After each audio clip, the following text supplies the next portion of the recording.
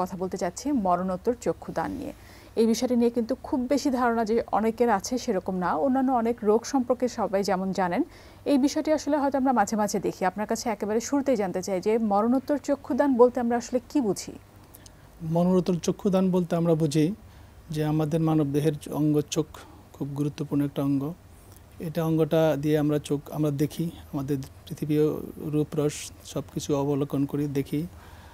এবং যদি কারো চোখ ঘোলা হয়ে যায়, কর্নিয়া, আমরা কর্নিয়াটা বলতে বুঝি হচ্ছে আমাদের চোখের যে সামনের যে স্বচ্ছ অংশ, এটা হচ্ছে কর্নিয়া। এই কর্নিয়াটা যদি কোনো কারণে ঘোলা হয়ে যায় তখন সে কিছু দেখতে পায় না, পৃথিবী একদম অন্ধ হয়ে যায়, কিছু দেখতে পায় না। যদি আমরা এই মানুষকে দেখাতে চাই তাহলে আমরা চক্ষু দান করতে পারি। যদি কোনো ব্যক্তি এরকম একটা মহৎ উদ্দেশ্য নিয়ে তার চোখটাকে দান করতে চায়, পুরো চোখটা কর্নিয়াটুকু দান করা হয়।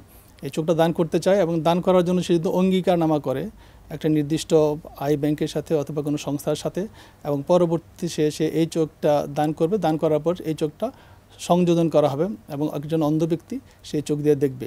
এই প্রক্রিয়াটাকে বলা হচ্ছে মরণোত্তর চক্ষুদান।